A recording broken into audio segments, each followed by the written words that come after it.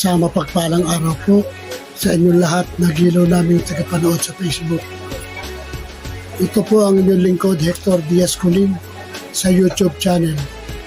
Paki-like, share, and subscribe at pakipindot ng bell button para ma-notify po kayo sa iba pang mga video sa YouTube. Narito po tayo ngayon upang bigyan pansin ang isa sa napapanood nating balita sa YouTube. Ating pong panoorin.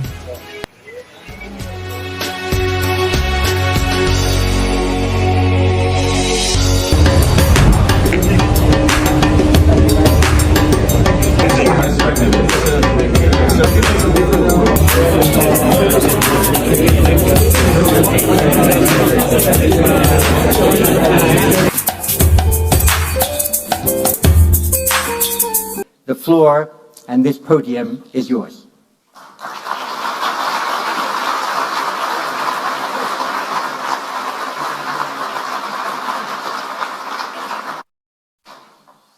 Thank you very much for that very kind and thorough introduction.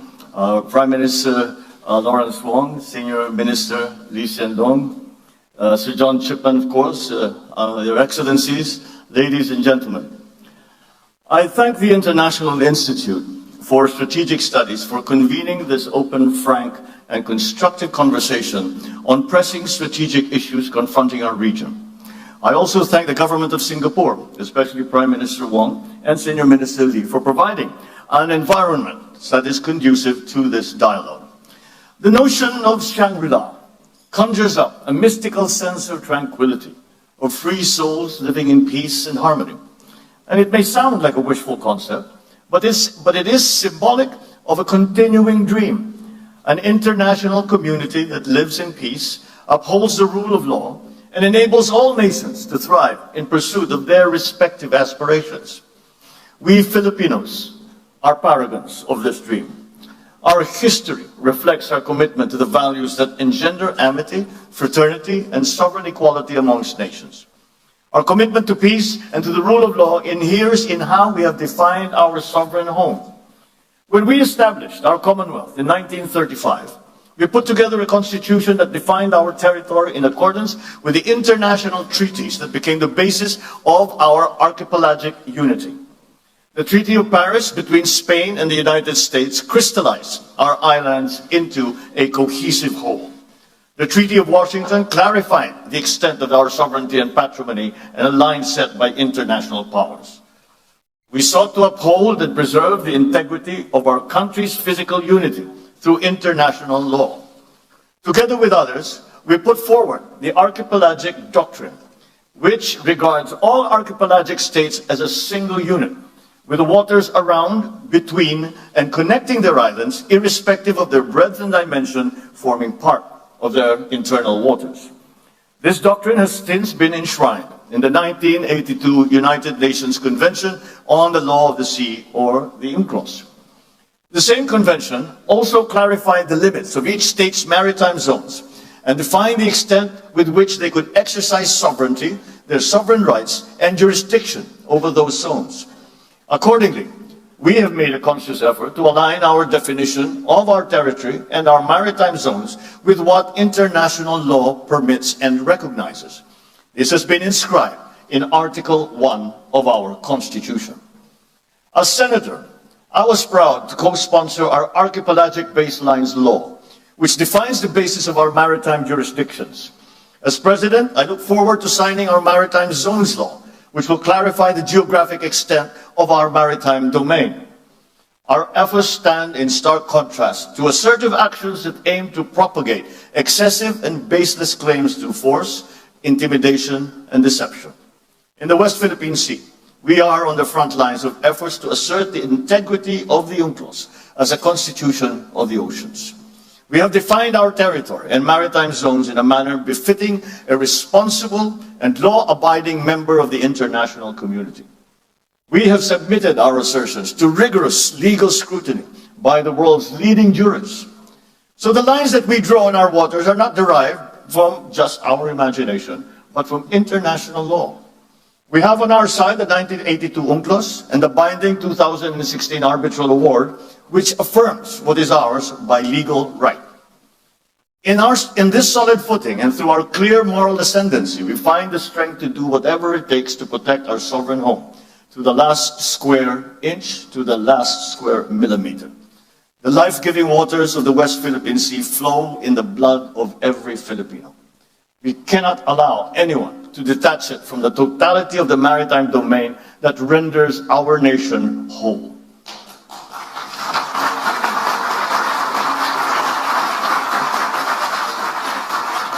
As President, I have sworn to this solemn commitment from the very first day that I took office. I do not intend to yield. Filipinos do not yield. Ladies and gentlemen, we are not only unyielding in protecting our patrimony, our rights, and our dignity as a proud and as a free country. We are also firm in our commitment to regional and global peace. We renew this commitment at this turbulent juncture of our history. I will repeat what I said at the United Nations almost 2 years ago. Amidst challenging global tides, an important ballast stabilizes our common vessel. Our open, inclusive, and rules-based international order is governed by international law and informed by the principles of equity and of justice. For the past 79 years, this rules-based order has allowed our region to flourish. The stability and the predictability that it has engendered has been crucial to the success of the stories of our region. Be it the post-war revival of Japan, the economic miracles of Korea in Southeast Asia, the rise of China and of India. When this world order was built in 1945, our forebears vowed to make the floors of the United Nations the last battlefield. We made a determination for humanity to survive and to never again be wiped out in another Holocaust. The Philippines has always been part of that history. Amidst the rubble of war, we were there, amongst the architects of the new peace. We stood on behalf of colonized peoples of Africa and Asia. We opposed attempts to dilute the inviolability of the right to self-determination. We helped enshrine the right to independence in the Charter of the United Nations. In 1982, we led our global community in unanimously adopting the Manila Declaration on the Peaceful Settlement of Disputes. This affirmed that differences amongst nations must always be solved peacefully, through legal and diplomatic processes, never through the threat or the use of force. Today, these norms are under significant stress. The world is facing a watershed moment. In our region, recent patterns of aggression and militarization and emerging arms races threaten our lands of promise with an uncertain future. In the midst of these significant shifts, I see 7 realities in the Indo-Pacific. First, the future of our region will be determined by many nations, each with its own unique experiences and aspirations. Yet, their respective agencies are being challenged by attempts to undermine our faith in prevailing international norms. Second, the strategic competition between China and the United States is permeating the evolving regional landscape. This rivalry is constraining the strategic choices of regional states. This contest is exacerbating flashpoints and has created new security dilemmas. Third, the region looks to ASEAN as the institution that will hold the center amidst these evolving dynamics. Yet, challenges threaten our unity and our centrality. Fourth, as geopolitics continues to permeate the global governance infrastructure, the role of bridge builders have become increasingly important to forge decisive multilateral solutions. Fifth, the global commons will continue to be crucial to the security of all states in the region. Access of developing countries to the high seas and to outer space and the peaceful uses of science and technologies is crucial to international development. Sixth, climate change remains a deadly challenge for the region and for the world. It is the first truly global threat, and for the first time, we face a crisis that affects every single human being on Earth and requires action from every single human being as well. And finally, the development of advanced technologies is rapidly transforming human life and experience. Let us return to San Francisco and reaffirm the sovereign equality of all states. We must reject unjust narratives that seek to subsume distinct national interest in a so-called major country dynamic, which seeks to impose a hierarchy amongst nations. Those who came before us worked painstakingly throughout the last century to bury the era of spheres of influence and of buffer states. We should not allow its ghost to haunt our region once again. Let us also return to Bangkok and support ASEAN's effort to build a rules-based, people-oriented, and centered on regional community. Any state that professes a stake in the continued peace and stability of this region must respect ASEAN's centrality, not only with words, but with action. All partnerships and arrangements must never displace or dilute, but rather uphold and complement ASEAN's central role. So let us return as well to Manila and reaffirm our common understanding of how international law governs the peaceful settlement of disputes. Amidst misleading narratives that seek to discredit international legal procedures, there is a need to reaffirm that those modalities are an expression of good faith. They are a service to the progressive development and codification of international law. They are never an unfriendly act. Ladies and gentlemen, the past inspires the needed clarity and foresight to confront the challenges of the present and to build a future to which we all aspire. From the achievements of San Francisco, Bangkok, Manila, we as a region draw our abiding compass. First, the sovereign equality of states must remain sacrosanct. Second, ASEAN and ASEAN-led processes must remain central. Third, the rule of law and the integrity of multilateralism must prevail. These three constants guide our efforts to prepare ourselves for the challenges ahead. We need to begin by resoundingly rejecting misguided interpretations that paint our region as a mere theater of geopolitical rivalries. We are not mere bystanders to unfolding world events. We are the actors that drive those events. We are the main characters in our collective story. We are the owners of the narratives of our regional community. Thus, we reject any attempt to deny strategic agencies, especially by force, that seek to subordinate our interests to anyone else's. China's determining influence over the security situation and the economic evolution of this region is a permanent fact. At the same time, the stabilizing presence of the United States is crucial to regional peace. It's never a choice. Both countries are important. The continued stability of this region requires China and the United States to manage that rivalry in a responsible manner.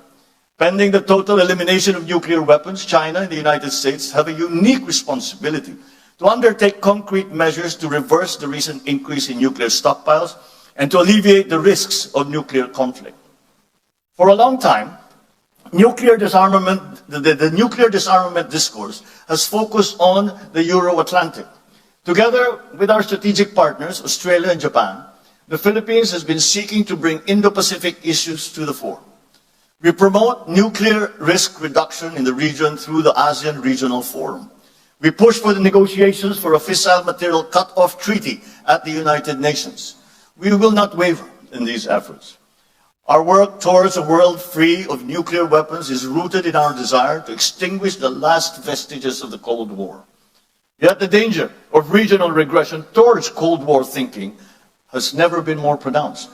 It has become even more crucial for us to assert that the future of our region will be driven not by one or two powerful countries, but by all of us. Peace, security, and stability are the business of all countries. The interests and responsibilities of all states in the community of nations must always be acknowledged. All our voices must be equally heard. As a Pacific nation, the Philippines shares with our eastern kin the same experience of a climate-vulnerable country. It is clear to us that the Pacific Island states must become part of any meaningful discussion regarding the future of our region. It's time to put the Pacific back into Indo-Pacific. We also share with South Asia states similar aspirations as rapidly growing economies.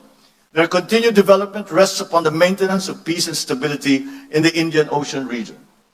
In the same vein, the economic security of East Asia depends upon the freedom of navigation and unimpeded passage in the South China Sea and in the East China Sea, and the stability of the Korean Peninsula and the Taiwan Strait.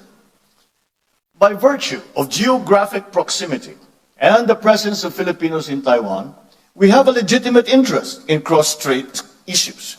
The Filipino people have a long history of fraternal bonds with the people on both sides of the Taiwan Strait. Peace and stability must prevail. Therefore, we continue to urge all parties to exercise restraint on the issue. Lasting peace in the Korean Peninsula, on the other hand, is a collective responsibility of the entire region. The DPRK must comply with all its international obligations under relevant UN Security Council resolutions and commit to constructive and peaceful dialogue with the Republic of Korea. Finally, any effort to resolve maritime differences in the East China Sea and the South China Sea must be anchored on international law, particularly UNCLOS. We must accord due regard to the legitimate interests of all parties and respect legally settled rights. We cannot afford any other future for the South China Sea other than the one envisioned by ASEAN, that of a sea of peace, stability, and prosperity. Unfortunately, this vision remains for now a distant reality. Illegal, coercive, aggressive, and deceptive actions continue to violate our sovereignty, sovereign rights, and jurisdictions. Attempts to apply domestic laws and regulations beyond one's territory and jurisdiction violate international law, exacerbate tensions, and undermine regional peace and security. But despite all this, the Philippines remains committed to the cause of peace, upon which our constitutional order is premised. We are committed to addressing and managing difficult issues through dialogue and through diplomacy. The 1982 UNCLOS and the binding 2016 arbitral award provide a solid foundation for the peaceful resolution and management of disputes. Our policy in the South China Sea is built upon these two touchstones. We will continue to work with ASEAN and China towards an effective and substantive code of conduct, one that is firmly moored in UNCLOS. As the world's second largest archipelagic nation, we have more sea than land in our territory. We are among 18 mega-diverse countries in the world, and we have the fourth longest national coastline. We will continue to build upon our significant footprint in enriching UNCLOS, the Convention on Biological Diversity, and the High Seas Treaty. As we work to uphold the rule of law in international affairs, so shall we build our capabilities to protect our interests in our own maritime domain and in the global commons. Under our comprehensive archipelagic defense concept, we shall develop our capacity to project our forces into areas where we must, by constitutional duty and by legal right, protect our interests and preserve our patrimony. And as we build our defense capabilities, so shall we continue to invest in diplomacy. Our commitment to ASEAN centrality shall remain a core element of our foreign policy. At the same time, we shall strengthen our alliance with the United States and our strategic partnerships with Australia, Japan, Vietnam, Brunei, and all the other member states of ASEAN. We will also pursue more robust collaboration with friends, such as the Republic of Korea, India, amongst others. Collaborative endeavors among a few states that share specific interests built into pillars that support the architecture of regional stability. It is in this spirit that we pursue trilateral collaboration with Indonesia and Malaysia in the Celebes Sea. It is the same rationale behind our broader cooperation with Australia, Japan, and the United States in our exclusive economic zone. Last month, the Philippines, Japan, and the United States adopted our joint vision statement on enhancing economic cooperation and contributing to regional peace and security through trilateral cooperation. These partnerships reflect our commitment to preserving, defending, and strengthening the rules-based regional order.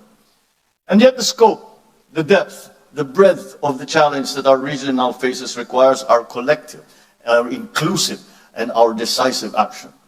Addressing the realities of our regional security landscape requires our greater collective political will. Let us begin by realizing the vision set for us by leaders past. In 1976, 5 leaders of Southeast Asia, including my father, signed the Treaty of Amity and Cooperation in the Southeast Asia, or the TAC. This landmark treaty is meant to promote perpetual peace, everlasting amity, and cooperation amongst nations. Its goal is to contribute to their strength, the solidarity, and closer relationship. The TAC's provisions were relevant then, and they remain relevant to this day.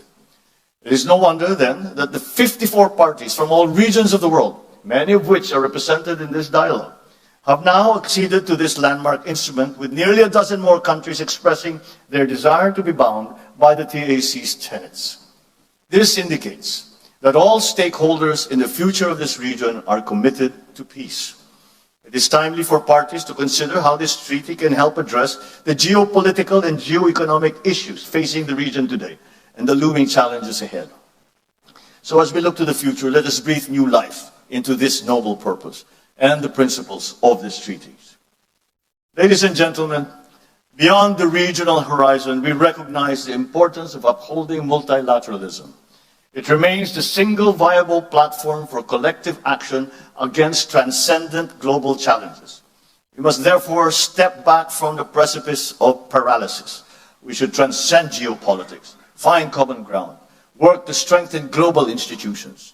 This requires active leadership on the part of middle powers, which have the capacity to cross political and ideological lines, forge genuine consensus, and lead credible efforts towards decisive multilateral solutions.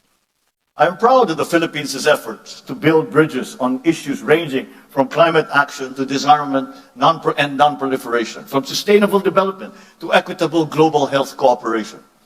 In all our multilateral engagements, we seek to bridge global conversations with our unique regional perspectives. Just as Indo-Pacific states must determine our own destiny, so too must we be active participants in charting the future of the world. We must shape the rules. We must build those bridges. It is in this context that we are actively seeking to amplify Indo-Pacific voices in the context of global conversations on the issue of lethal autonomous weapon systems. We will likewise seek regional consensus regarding the development of norms of responsible behavior in outer space and in cyberspace. We will bring our experience as a trusted partner, credible pathfinder, and committed peacemaker when elected to the United Nations Security Council for the term of 2027 to 2028. My country has come a long way in our painstaking, often difficult, but steady journey towards the fulfillment of our people's aspirations. Despite daunting challenges and our increasing vulnerabilities, we remain on track to achieve our goal of a high-income economy and a prosperous country by the year 2040. A place where Filipinos live strongly rooted, comfortable, and secure lives. Our strong potentials come with an inevitable rise in our global standing. Just as we have done in the past, we will embrace our role in this region and around the world with a sense of purpose. We are determined to be a force for the good, a force for peace, a champion of regional and global unity, a staunch defender of the rules-based international order. The Indo-Pacific holds much promise as the fastest growing economic hub and the largest contributor to global growth. That premise must be kept alive. Furthermore, that promise must be fulfilled. Geopolitics must not distract us from our fundamental duty as civil servants, as public intellectuals, as statesmen, to deliver for our people and to safeguard the future of the coming generations. This is the reason why we strive for stability, for security, and for peace. This, ladies and gentlemen, is our core purpose, our collective commitment, our calling. It is for this most noble of causes that we must come together to win the future of our region and to make a better world. And with your help, with our partnerships, with the alliances that we forge, we will make it happen. Thank you and good evening.